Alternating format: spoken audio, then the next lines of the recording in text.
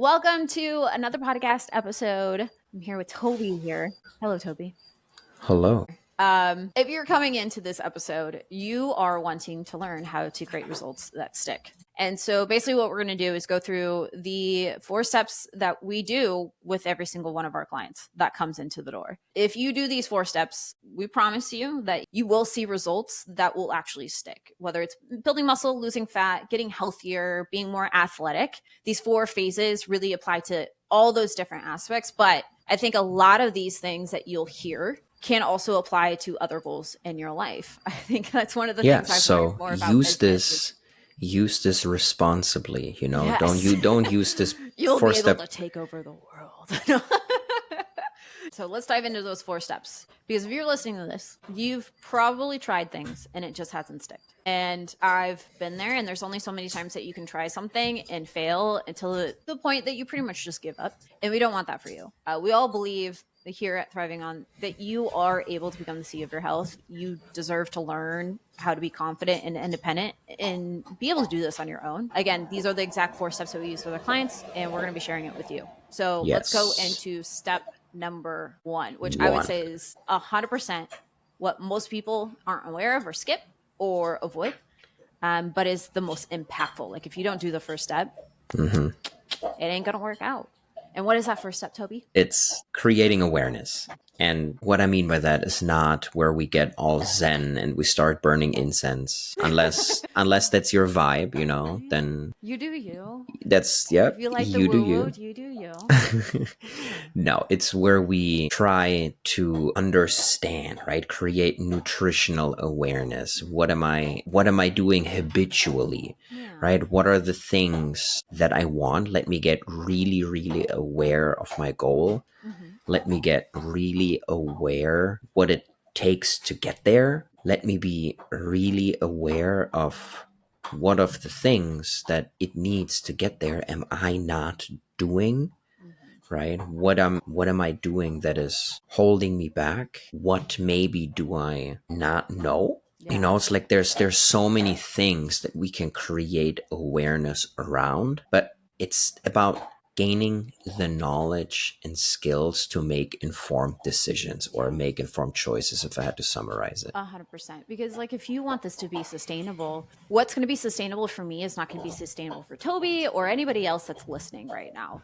You've got to create awareness of what specifically is going to work for you and what's not going to work for you. It's one of the reasons why so many people are trying all these programs, diets, coaches, that it's very cookie cutter approach. It's like you plug you in here and you're supposed to fit into this little box, but the little nuances of what makes you you, your non-negotiables of what you're willing and not willing to do, what your preferences, your goals, your lifestyle, where you're at in terms of experience, and so much more. That's what's going to make it sustainable. And so if you've never created that awareness in the first place of what is going to be sustainable for you, how do you know if you're doing the right things? We typically jump on like an intro call before somebody comes on as a one-on-one client, just to get to know them and making sure that's a good fit. And one of the most common questions I always ask is, what are your non-negotiables? And people are like, well, what do you mean? And I'm like, what are you willing and not willing to do?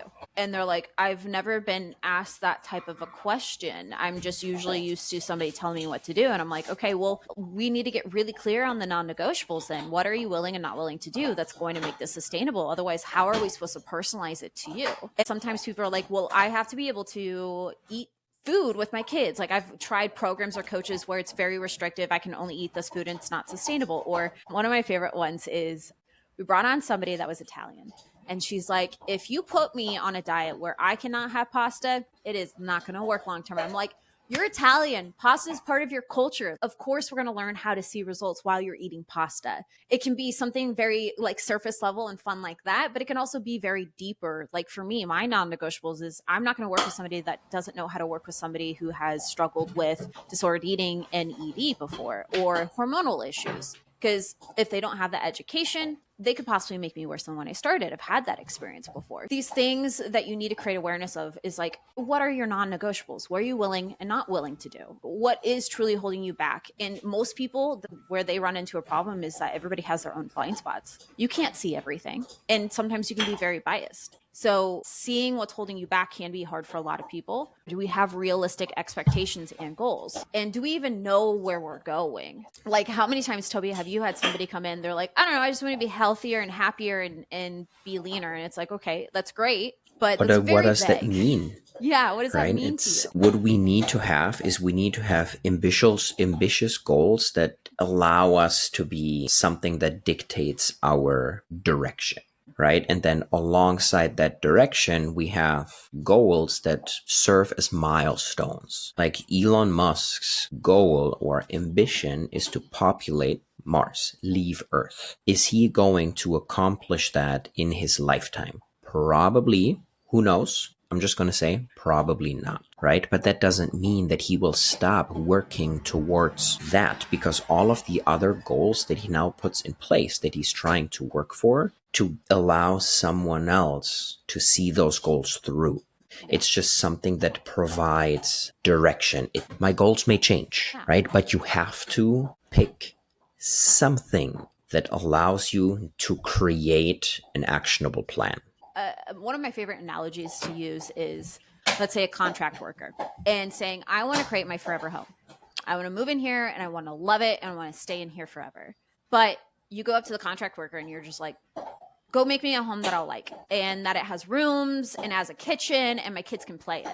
And so that's a really great start, but that's very, very vague. And if you don't know what the end situation is, if you don't know the specifics on what it looks like, what you want in there, what is the colors of the room, how is it set up, all these different things that are important to you for this to be a forever home, you can let the contractor go to work, and then you end up with a house that you don't want to be in for the rest of your life. And so it makes sense. It's kind of like dieting. It's like, hey, like I'm going into this cookie cutter house, or I'm not very specific on where I want to go. So now I'm in this house that I don't even like. So yeah, I'll stay in here for maybe a year or two, but then I'm going to move out. And so all that effort and time, just, it seems very, very disheartening. But if you take a little bit of time at the very beginning, you get very specific on what you want. Sit down and problem solve. What is it that you want? What may be holding you back? What are your non-negotiables, what you will and will not have within the house? Yes, a little bit more time for awareness and problem solving, but now you have a home that you can live in for the rest of your life. So you see how awareness is so, so important to make sure that you create before getting in there. So after you create awareness, this moves you into step number dos, number 2, if you don't know Spanish. It's creating a foundation, right? So this can now look different from one person to the next. If you've been under eating, you've been dieting 1 year after the next, maybe even doing one diet after the other within the same year, you may have to go into a season or a phase of metabolic reset. If you've been thinking you were trying to be a professional athlete while also working 50 hours a week at Wall Street, we may have to look at your energy levels. If you've never been lifting weights before, next thing to lay the foundation to improve your body composition might be to pick up a weight or two, right? So depending on what your individual goal is, there will be foundational habits that we need to apply in order to make sure that we can make sustainable change later on. Just like anything else, you want to build up a house, like I was talking about before. This is setting down the foundation. It's like setting up the frames of the house and building that out.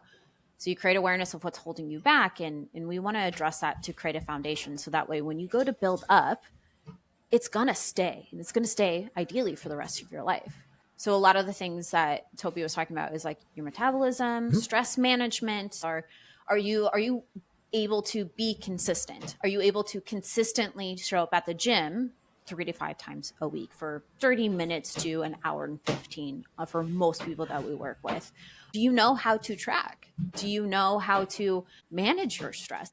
Most common is mindset for most people. Maybe they have a poor relationship with food. All the like the mental game stuff, the inner game stuff can really hold them back too. Maybe it's that they get really overwhelmed in the gym and they need somebody to help them learn how to lift weights, get comfortable with that. There's so many different things that could hold somebody back, and that's why it's very general list of things. I mean, we could go through a common, like we have this foundations checklist, that applies to most people. Obviously, if we can get more personalized because everybody's going to be different, but we can hit over like a foundations checklist. And I think one of the important reasons why we need to have something like a foundations checklist is so that we can create a clean slate. And it's like whenever you've been trying to build something, and it's just not worked quite right. Do you keep trying to fix the thing that didn't work? Or do you eventually be like, okay, you know what?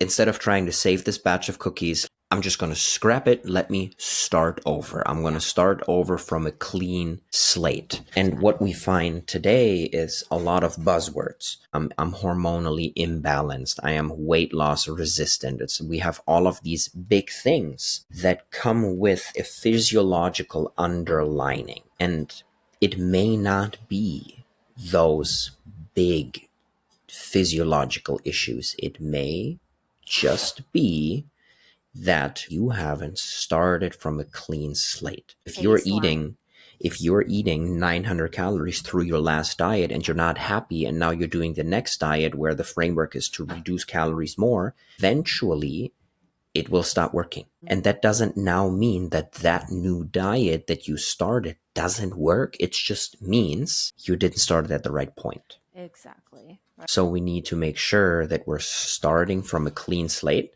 And if we can't answer those very basic questions with a yes that we're usually taking some of our clients through, then it's almost like we don't have the right to say, hey, I think I have hormone imbalance. It's like, do you? Yeah. 100%, or have a broken metabolism or all these different things. It may just be that you're not doing the basics well. I mean, right? Like and you don't here's have the a good thing. baseline or a good foundation. Then we go through those things, and in the end, it turns out you do have hormonal imbalance, right? And then, of course, all of my hindsight warriors will be like, see, told you so. Yes, but we would be horrible coaches if we're like, yes, automatically, you know? it's hormonal balances. We're going to skip all the basics just to make sure that it might be that, because that's simpler and doesn't cost a lot of money. Yeah, it's like, you wouldn't want that from your doctor either, right? Yeah. Where it's like you go in and there's symptoms and your doctor just prescribes you something without actually doing a couple of tests. Yeah. Right? Like, let's make sure it's actually the thing that we think it is before we're giving you medication. You can also view the foundations checklist, or the second phase. What we're talking about is a baseline, or one of the key things, and we've talked about this a lot in our podcast. One of the big reasons why people are unable to see lifelong change is that they view this as a temporary diet. There's an end date, rather than thinking of this, I'm not doing another diet. I'm learning how to become a healthy human being. This is now my new identity. The foundations phase, you're basically creating a new baseline. Who is that new identity? Mm-hmm. Who is this new person? Because in the next phase, this is where we're going to get into it, but this is where we're actually going to start creating change that's going to be sustainable. But once you create that change, let's say that you're going to a fat loss phase, well, you can't diet forever. So what's your new baseline? Well, you just established it there. Now you know what that baseline is. You can just go right back to that baseline. The habits, the identity is still there. So that way, you know, you can keep it for life. Obviously, that baseline may adjust as you learn a little bit more about yourself. Also, you evolve as your life changes. Let's say you start a new job, your kids are now starting high school, or they got their car, so things change. But you have a baseline to adapt and adjust off of.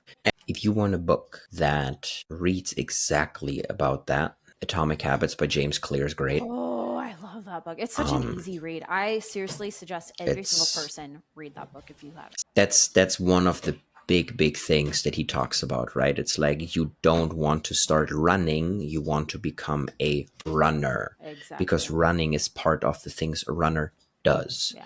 So you're, right? We say this all the time. You're not signing up for a diet when you come with Thriving On. You're signing up to learn how to be the CEO of your health. This is an identity shift. Otherwise, we can't help you make this lifelong. Nobody will. It's you yourself that has to make that shift first. So let's go through a very general foundations phase, where if you're just starting out, if you start with this, like the foundations checklist, if you get really good at this, and you do not have to be perfect, okay?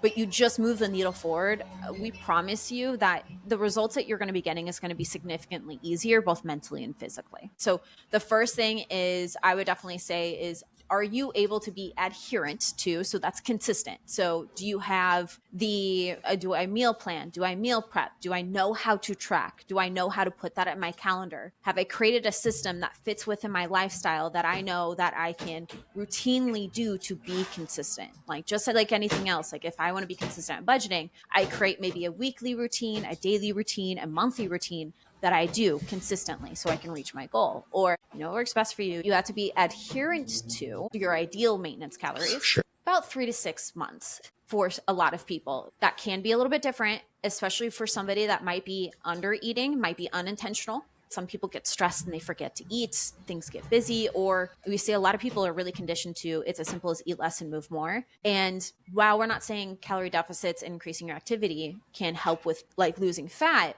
what we're saying is that it's not a lifestyle. It should be a very strategic thing that you can get in and out of. Otherwise, if you're chronically under eating, this is where we see a lot of people where they have a very slow metabolism because your body will adapt to it. It wants to survive. For most people that we talk to, it's been like, I've been stuck since 2017. It's like, cool, that's 7 years. And you think that we should be undoing what you did to yourself for the last 7 years in 3 weeks? Yeah. Like, that seems like a Goliath kind of task, right?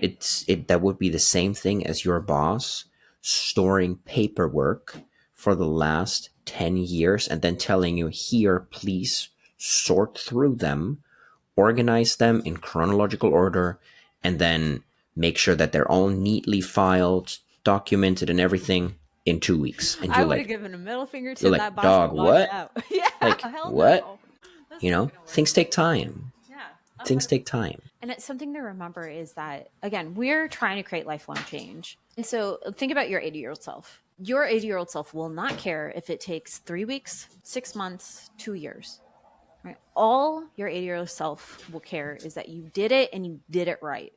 That's all they're going to care about. When you really zoom out and think about it that way, 3 to 6 months is really not that long of a time. And also consider, what are you comparing it to? What? The previous diet culture, toxic programs that cause you to lose weight super fast, but that gain it back sometimes more and make you worse, both mentally and physically. Like if you really truly want to create this lifelong change, you have to shift your perspective and understand what I previously thought worked or expectations of what is right or wrong. It's more than likely wrong. And if I want something different, I have to not only do something different, but I have to change my expectations and my perspective on that situation. Otherwise, you're going to go back to what you were doing before. With that being said, you want to be eating an ideal maintenance calories for about 3 to 6 months. This is going to make sure that your metabolism is nice and high. If you're somebody that's been under eating for a long period of time, which majority of the people coming to us have been under eating, because again, they've been conditioned to think it's as simple as eat less and move more. It's become a lifestyle. Their metabolism slowed down. We have to go through a reverse dieting process to get their metabolism back up. This is going to be a process which we did a whole podcast episode on, but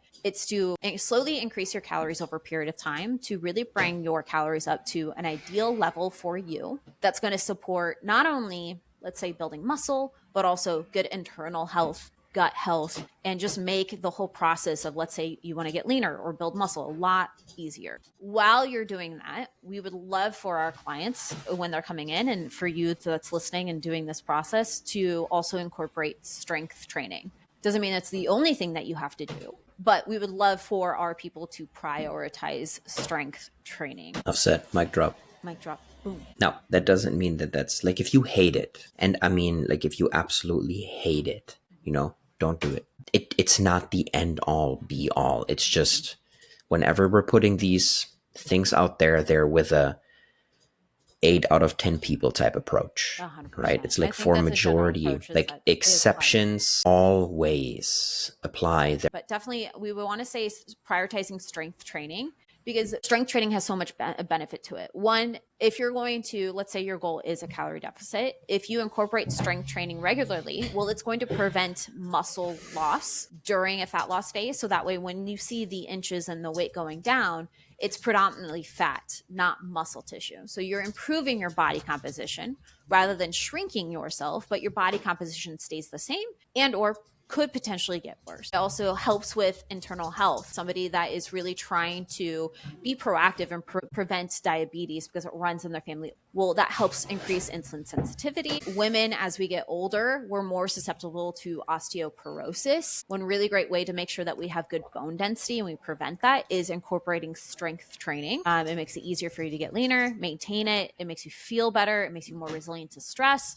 It helps with internal health and so much more. So we definitely suggest most people to be strength training 3 to 5 times a week. On average, about 45 minutes to an hour and 15. But like Tobi said before, just do something. If you hate strength training, just do something. If you can't do 5 days a week, do 4, do 3. Honestly, 4 is a sweet spot for most people, but 3 is still really great. 2 is really great. 1 is awesome. It's better than 0, right? The next one is going to be just making sure that you're walking.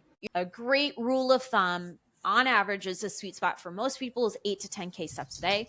The next thing is going to be 7 to 8 plus hours of sleep a night. That really does help with whatever goal that you have. We recently just did a podcast on how sleep is literally the magic pill that can just make a huge difference in all goals that you have. You also want to make sure that you have great coping strategies, stress management, you have boundaries, you're not overworking yourself, you're not saying yes to everybody. You're not coping with stress with food or alcohol or social media. We also want to make sure that we're feeling great. Like if we have a lot of digestive issues going on, if we have a lot of internal health issues, if we are just in a place where our body is extremely pissed with us, it's going to make it harder for you to see results. I'm not going to say impossible, but you're going to feel a lot of friction trying to see those results. So we need to make sure that our internal health is in a better place. It doesn't need to be perfect by any means, but we want to make sure that we're moving that in the right direction. You also want to make sure that your environment is setting yourself up for success. Do you have people that support you?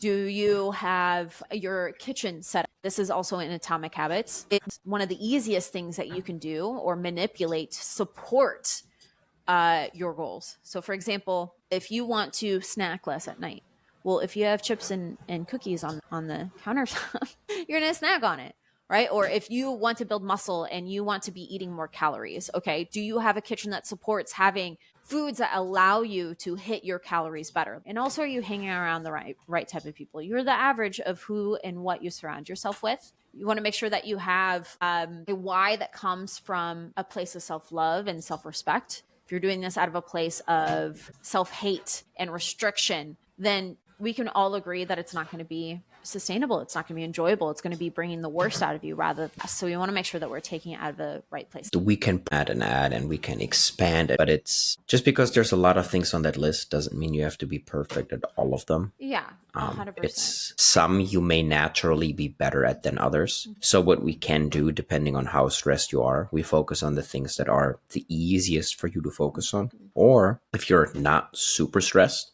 we can focus on the handful of you that will give you the greatest benefit, regardless of how hard it may be to like work with them. We can triage this from like 2 separate points. Yeah, what's going to move the needle forward the most and really create momentum, right? And that's one of the big things that we always do with our clients is after we create awareness, we're like, okay, these are the things that are going to move the needle the most. Okay, out of these things, what are you willing and capable of doing? What are you ready to do? That's just a few things of the foundations checklist. So once we create a solid foundation, okay, we created awareness, we are seeing where we need to go, what's holding us back, what are our non-negotiables. Then we put the time and the effort to prime our body and our mind and our support system and our environment to support our goals. We have that solid baseline. Now it should be as simple as just changing our fitness and or nutrition goals. So that's the easiest way to do it, so that we can just pull back or add depending on which way we want to go.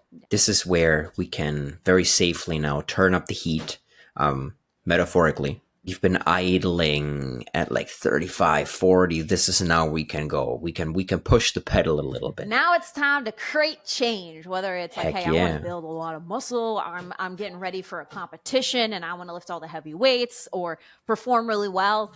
Yeah, and depending on how influential and big the changes that we made in phase 1 or 2 were for you, you may already be well on your way. Yeah. But this is now where we can do that in a very sustainable way because we've leveled the playing field. We set those foundational habits. Phase number 3, if you haven't caught, is called sustainable change. Yes. This is where we start putting the foot on the gas. This is where we start creating the changes that you're looking for, whether it's I want to build muscle, I want to perform better, I want to become healthier. We have a lot of people coming to Tobi as our functional nutritionist that gets blood work, and they're like, hey, like I need these markers to get better. I'm terrified of chronic disease that runs in my family. I'm trying to prevent that. I'm trying to get off medication.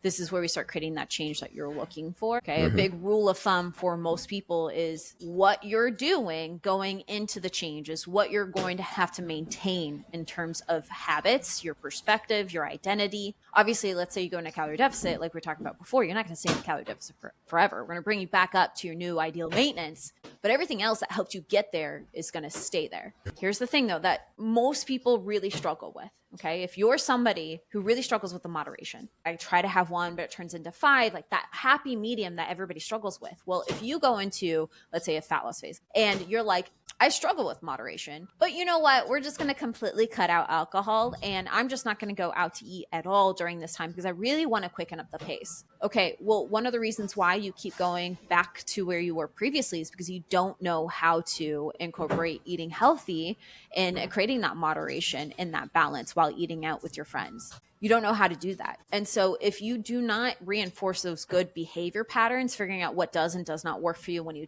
travel, the holidays, when you're drinking, when you're enjoying a dinner out with your significant other, well, once you're done with the fat loss phase, you're going to go back to what you're doing before. Well, what you were doing before is the reason why you got there. So you need to make sure that you're incorporating the things that are going to be sustainable for you into the mix while you're seeing results. So that way you're putting those repetitions in. You're doing trial and error. You're learning these things. If you haven't done it in phase number 2, which is the foundation phase, you should be learning that as you do it.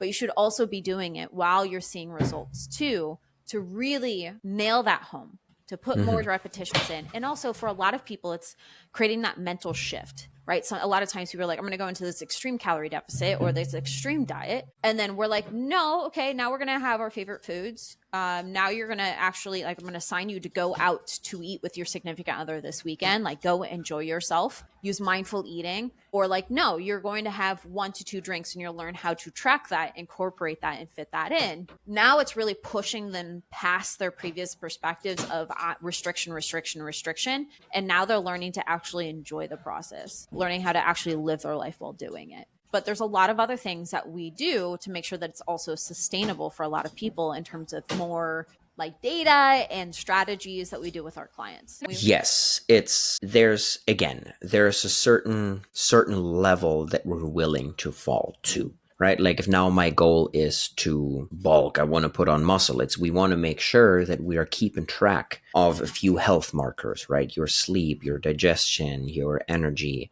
your body fat percentage, those kind of things to make sure that we're not letting this spiral out of control, right? And it's the same thing with sustainable fat loss, where we are making sure that we're tracking markers because there's a few exit variables that we need to consider. It is probably unlikely that within one fat loss phase, we are going to lose more than 10% of our body weight. That doesn't mean that we can't aim to lose more than 10%. It will just take more than one run at it. Yeah. Do you mind diving into like why going beyond 10% is like, what are the negative aspects of that? Yeah. For most people, it's just an evolution kind of thing. So if we are getting too lean too fast, your body will want to go back to where it came from, right? It's just evolution doing its thing, and evolution has a way to win. There are a lot of other negative side effects that come with that, like adaptations. Adaptations will settle in one way or the other. Your body is incredibly smart, and adapting is what you do best. So if you're trying to lose more than X amount of weight in one stretch, the answer to that will be you will have to continuously decrease food. You will have to continuously increase movement. And eventually you will come to a point where you're running out of time in a day to increase movement, unless you quit your job, unless you stop caring for your kids.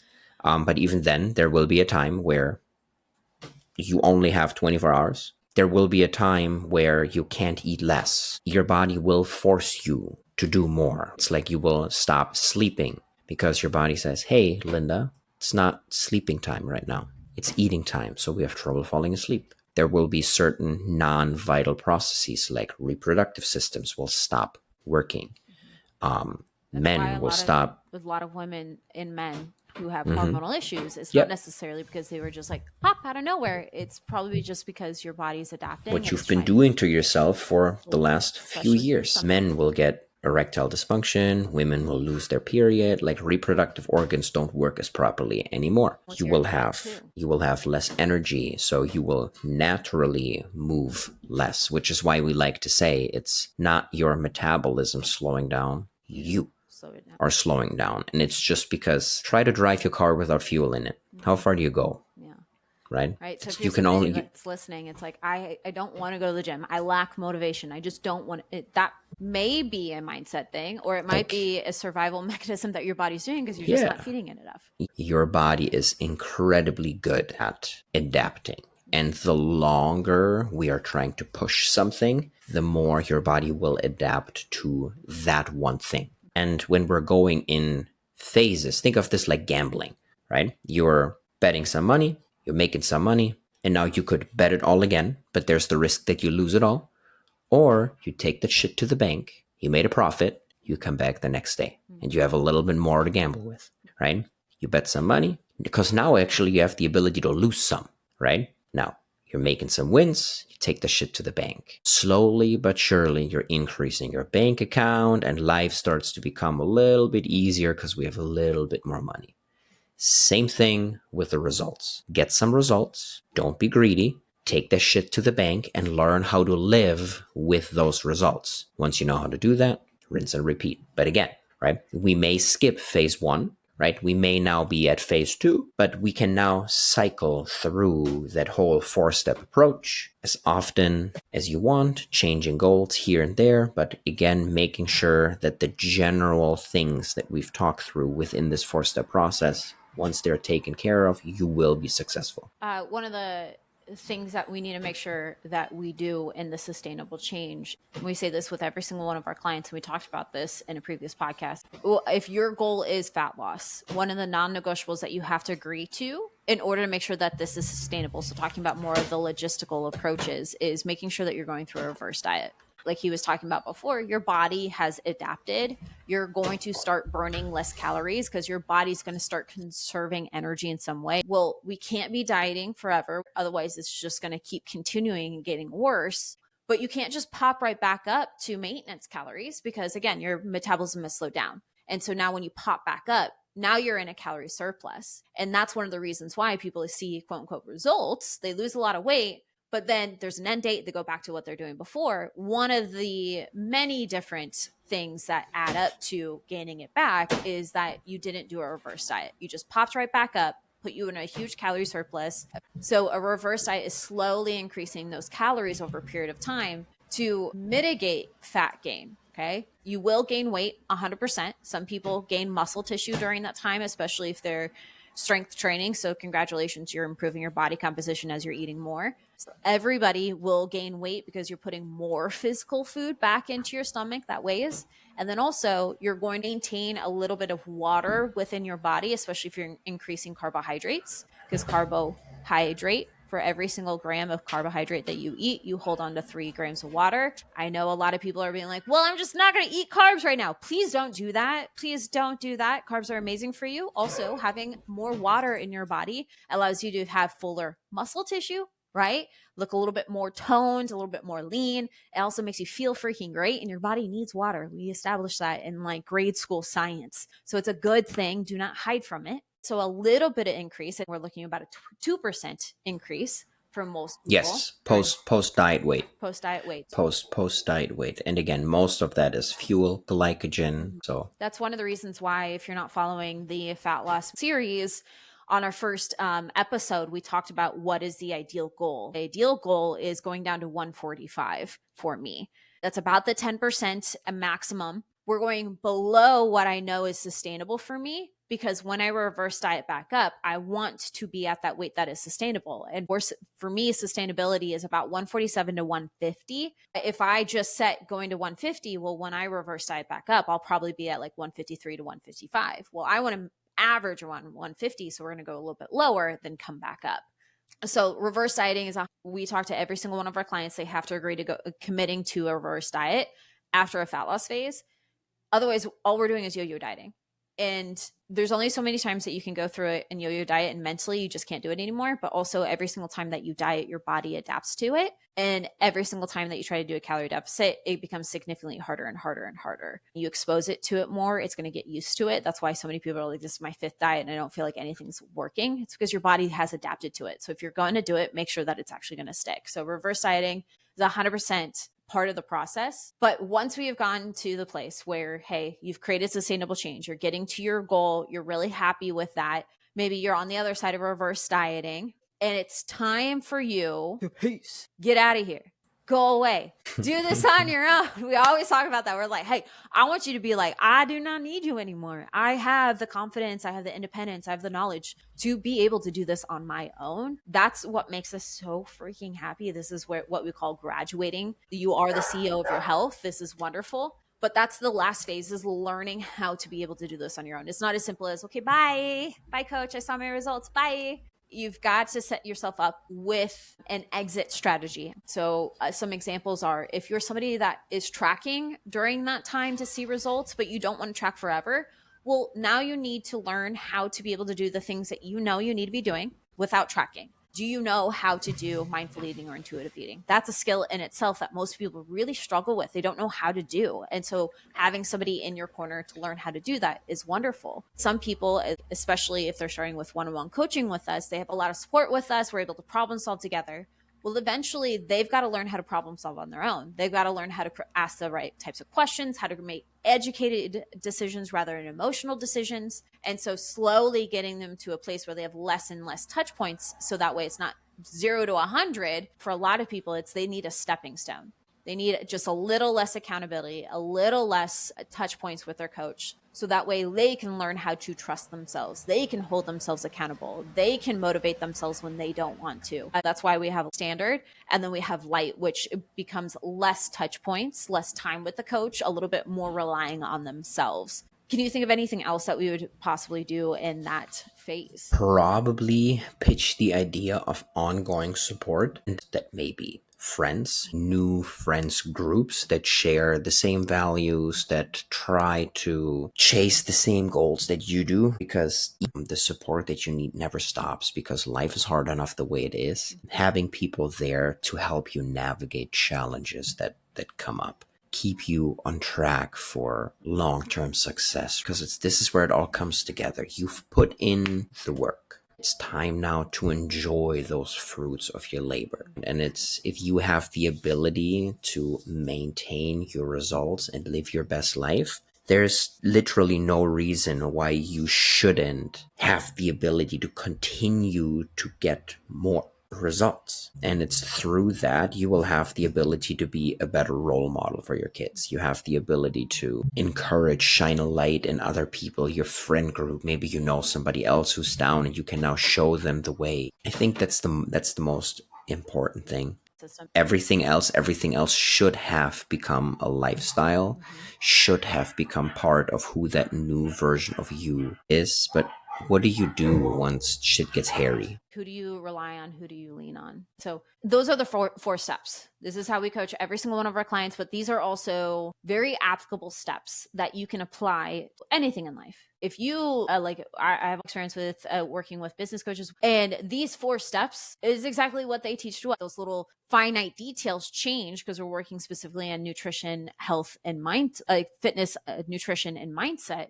But the framework is applied to all areas of life when you're trying to create sustainable change. If you execute this well, we promise you, you will have results that stick, and you're actually going to come out on the other side both mentally and physically better. Which, by the way, these 4 steps that we just went over, we are going to be going over this within the 28-day challenge. What that challenge is really just trying to get some really great information out there to help you become the CEO of your health and make you both mentally and physically better than when we started. We want to get people away from the toxic diet culture that's out there and learn how to use nutrition and fitness as a tool to live their best life. And these 4 steps are imperative to be able to do that. So if you're wanting to learn how to do these 4 steps, and you want to do it in a way that's actually going to be really freaking cool and give back to people, it's going to be September 16th. We're going to have the link below in the show notes for you to register. We're giving all of our fitness programs that we have to you guys. We have so many different workouts. It's for any experience level, from absolute beginner to somebody that's a seasoned pro.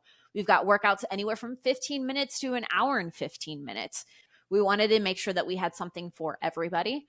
But you're also going to get some nutrition support as well. You're going to get personalized goals. And if you're looking to learn more about the 4 steps and ask specific questions that work for you, we will have that support through our community group. And we'll also have Q&A calls where everybody can come in and ask very specific questions for them. And Tobi and I will be able to help you with that. So again, so much value, and it's such for a great cause. All proceeds are going to be going into Forging Youth Resilience, which is a nonprofit that their main ethos is helping underprivileged kids all over the United States get the support and the community they need through fitness as well to become more resilient in life, to learn life lessons, to get the support that they need that they might not be getting at home. Seriously, we've had some interviews with them last year with our first challenge, and I still get chills from the stories of how much change and impact Forging Youth Resilience has had on young kids all over the United States. So it's a win-win. You get to learn how to become the CEO of your health, and you also do it for a really great cause. So again, if you want to register, the link is below. We'd love to have you. Other than that, as per usual, we love and appreciate you guys. If you have any questions, our contact information is below. We're not just saying this. We actually love getting questions, so don't hesitate to reach out. From there, we love you. We appreciate you. We'll see you next week. Bye. Peace.